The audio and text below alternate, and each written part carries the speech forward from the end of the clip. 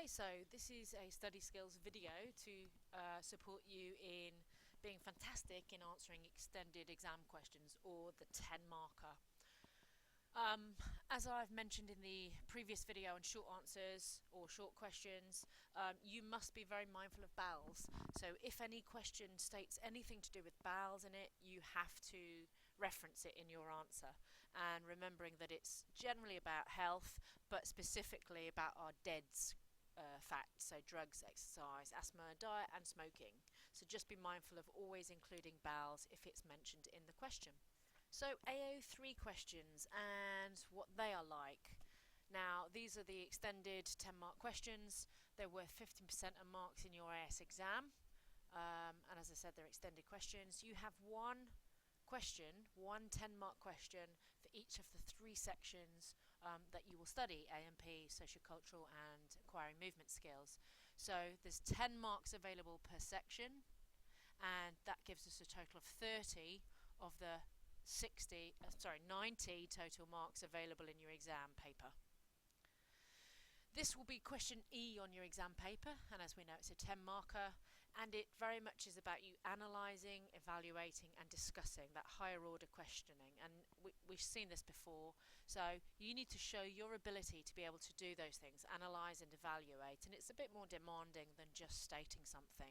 You've got to be able to develop points, you've got to be able to apply points, you must give examples, even think for yourself. So thinking independently is very valuable, and being able to present arguments, pros and cons or advantages and disadvantages. Make a discussion out of your answer. Here's the verbs that you might come across for 10 mark or extended questions: discuss, evaluate, compare, contrast, justify, analyse, examine, interpret.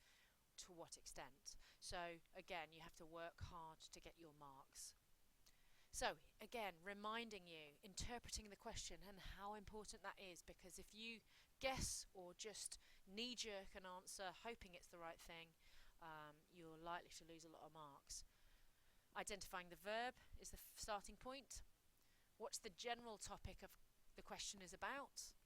And what specific content do the examiners want me to write about within that general topic?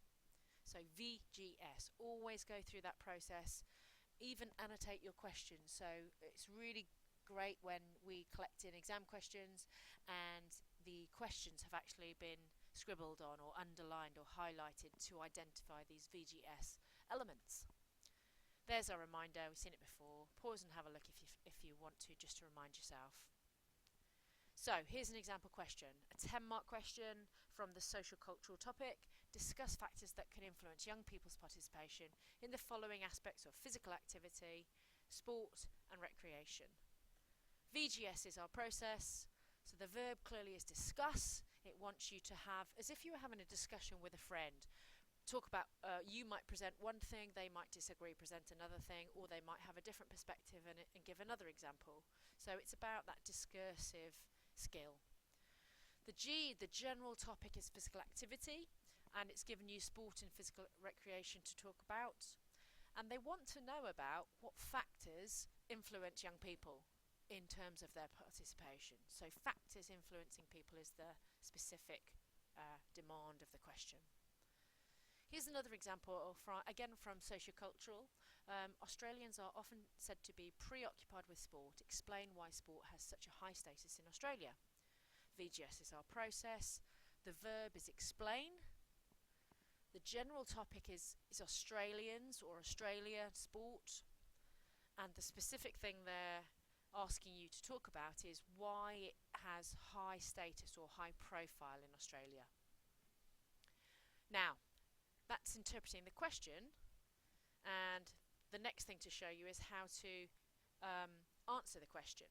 And as daft as it may seem, this is what I want you to think of. I want you to ask yourself if you've peed on your answer, because this little acronym might just help you remember the process of writing style of answering a question. So you make a point, you explain that point in further detail, you give an applied example, and you might then develop or oppose that point, so add an element of discussion or development to your original point. So make the point. This would get you this is the knowledge content, the factual content. Explain why that's a relevant point. Give your sporting example to illustrate that point, and then challenge yourself, critically evaluate, make an opposing point, a counterpoint, possibly. So here's a part of a 10 mark or extended question mark scheme. This is the one that we just had the example of, about Australian sport being of high status. What you'll see here is that indicative content, so the bold numbered information here is what we call indicative content. This is the knowledge, the factual knowledge that the examiner expects you to be able to talk about. And it says there that they're numbered here. Numbered is the knowledge and understanding. The bullet points that follow, so this is the numbered, knowledge is numbered. There's a little way of remembering. Then the bullet points here are development points, so the dev marks, the explanation or the elaboration you might wish to go on and talk about. You can also get credit, as it says in brackets here, for other comments that you make, other points that you make that might not be on a mark scheme. Sometimes students do actually think for themselves. It's fantastic, and examiners aren't totally mean. They do give you credit for relevant points that might not be on a mark scheme. So as I said earlier, the bullet points here are your explanation or your development points. Don't forget that there's often a suggestion of things that will be accepted and often a suggestion of things that won't be accepted. Most importantly, before you write a 10 mark question, whether it's in the exam, whether it's a practice one in your lesson or for homework, you should do a plan. You need to know exactly where you're going with your writing. Sometimes you read stuff that's pages long and disorganized. It's hard to make sense of, and rightly or wrongly, I'm pretty sure every examiner or teacher reading those things will find it hard to give you as much credit. So writing style and organisation does very much go towards a good answer. And this is a very basic way of thinking about your plan. Introduction. So I wouldn't want to suggest you spend too long introducing an essay, maybe a sentence that makes an initial point, but it's sometimes good practice if you've got time. Then each paragraph after that should essentially be a separate mini topic or subtopic or point that you're eventually going to explain and develop. So each paragraph should be a separate, clear point, and then you might finish with your conclusive statement. Just so you know, if you run out of time, plans can be given some credit in an exam. So if you don't finish your whole paper or your whole extended question, examiners will try to give you credit for anything they can acknowledge in a plan that you do. So it's really worth for you and for them doing a plan. So here's an example. This relates to the mark scheme I just showed you previously regarding Australian sport, and I'll just show you how an examiner would mark an answer. So this is a paragraph. I'd get my first indicative content acknowledgement here. Now your examiners on your actual papers will put a number 1 in the column because they're acknowledging that this is the indicative content number 1 that they see on the mark scheme. I'd get credit here for developing a point. So British bringing their passion for team sports is an explanation. And here's an example such as cricket. And here's another development point. So calling it pommy bashing, or the incentive for the Australians to beat Britain is a development of the original point of it being sport being so traditional for the Australians. So this one paragraph has a range of content. It has indicative content, has an example, has explanation, has development point. So that's our PEED acronym. Oh, and another example, of course, at the end. Here's another paragraph from the same essay question, the same mark scheme. So here's an indicative content point. Here's an explanation. Here's an example. Here's another indicative content point. And here's a development point. So I suggest you maybe pause the video and read each of these paragraphs to firstly understand the content and then recognise how I've gained credit, and I've called it credit purposely. When you mark short answer questions, a tick means a mark.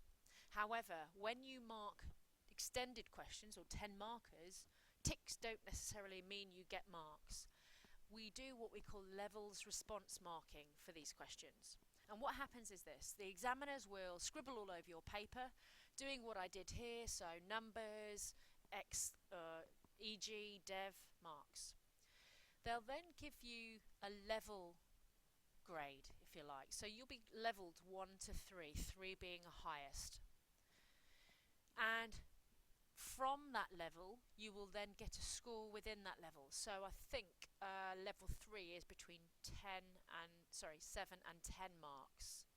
I think level 1 is 1 to 4.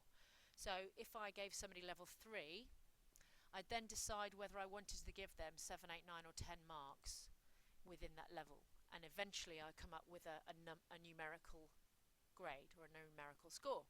So we go from annotations to a general level to a specific score.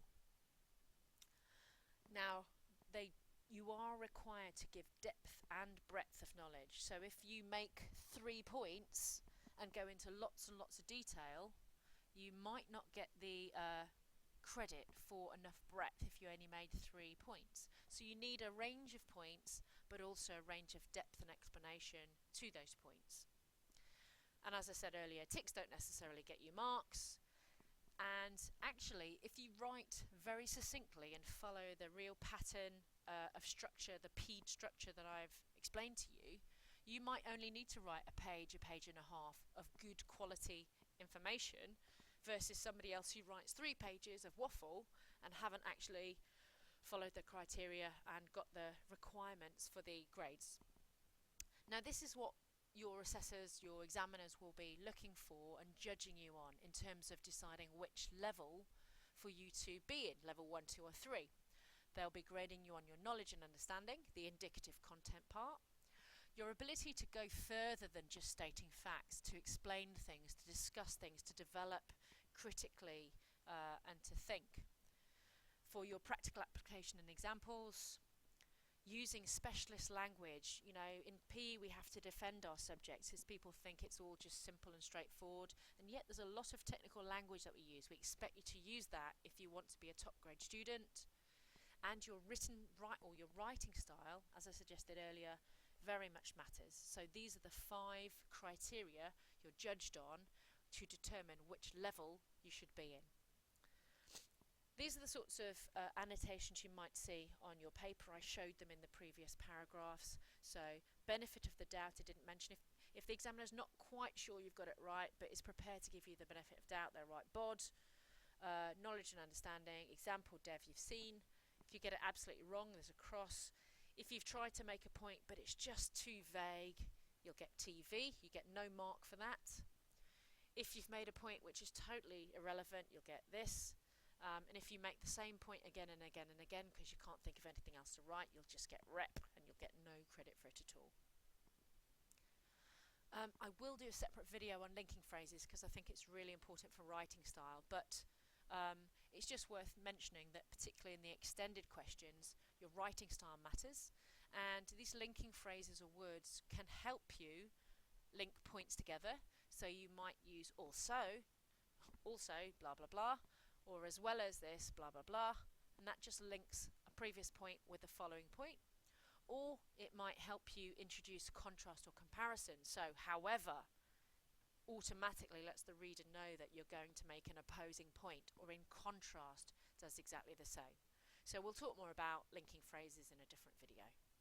So just summarising, possibly the most important thing to do, whether it's short or extended questions, is to interpret the question and answer the question the examiner has set, not the question you want it to be.